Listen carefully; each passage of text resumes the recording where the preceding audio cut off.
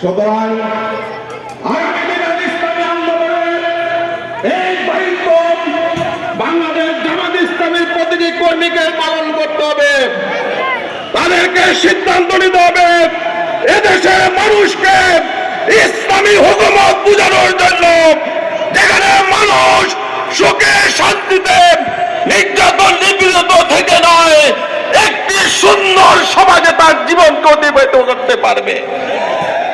বিভাগের আসুন আগামী দিনে একটি ইসলামী বিপ্লব সফল করার জন্য আমরা মেধায় মননে তাকওয়ায় জাগ্রত হয়ে একটি সুন্দর সমাজ প্রতিষ্ঠার জন্য এগিয়ে যাই।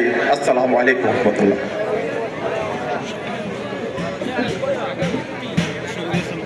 বলার জন্য অনুরোধ করছি। আউযু বিল্লাহি মিনাশ শাইতানির রাজিম, বিসমিল্লাহির রহমানির রহিম।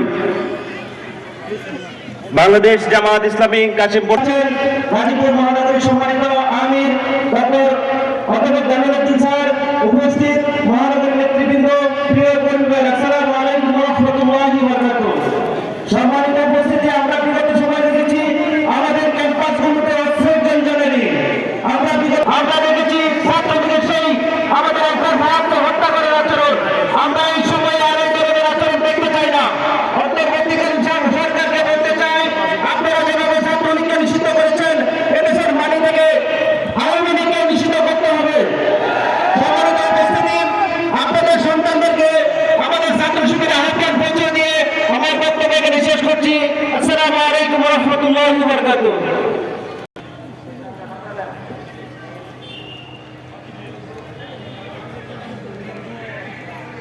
প্রধান অতিথি আমাদের শ্রদ্ধাভাজন এক্সটেনশন ডক্টর শরীফুল মাসুদ ভাইকে বরণ করে দিচ্ছেন কাশিমপুর থানা সংগ্রামী আমির ফরহাদ হোসেন। মাসুদ ভাইকে আমরা মাসুদ ভাইকে বরণ করে দিচ্ছি।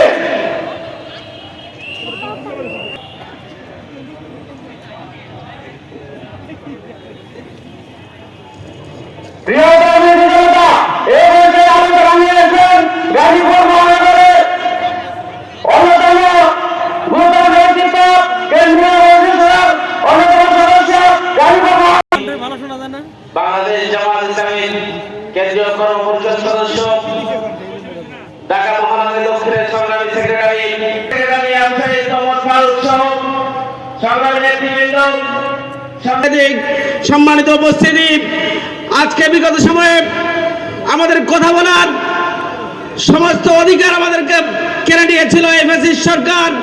আজকে আমরা দেখছি আমাদের নেতৃবৃন্দকে 2006 সালে 28 অক্টোবর থেকে শুরু করে 24 সালের 5 আগস্ট পর্যন্ত তিলে তিলে যাদেরকে হত্যা করেছে, আমাদের নেতৃবৃন্দকে শহীদ করেছে, ফাঁসির কাস্তি দিয়েছে।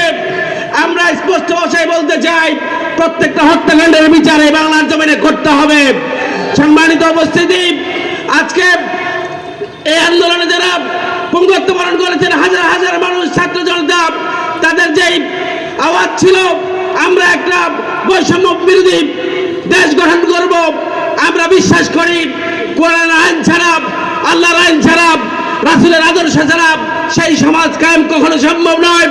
বাংলাদেশ জামাত ইসলামী প্রতিষ্ঠা লগ্ন থেকে সেই কাজটা করে যাচ্ছে। আসুন আমরা স্পষ্টভাবে বাংলাদেশে ঘোষণা করতে চাই, এক ফ্যাসিস্টকে বিদায় করার পরে আর কোন নতুন করে কোন ফ্যাসিস্ট, কোন জাহিলিয়াত এই বাংলার মস্তকে যাতে বসতে না পারে, সেই ব্যাপারে আমরা কাজ করবো ইনশাআল্লাহ। সম্মানিত উপস্থিতি, আগামী দিনে ষড়যন্ত্র হচ্ছে, যে বিপ্লব হয়েছে বিপ্লবের প্রতি বিপ্লব করার জন্য বিভিন্নভাবে রিক্সা লীগ, শ্রমিক লীগ, সর্বশেষ স্কুল লীগ দিয়ে যে ষড়যন্ত্র করা হচ্ছে, আমরা স্পষ্ট ভাষায় বলতে চাই, বাংলাদেশের 18 কোটি মানুষ ঐক্যবদ্ধ, ভারতের কোন ষড়যন্ত্র বাংলাদেশে আমরা বরদাস্ত করবো না ইনশাআল্লাহ। সম্মানিত ভাইরা, আগামী দিনে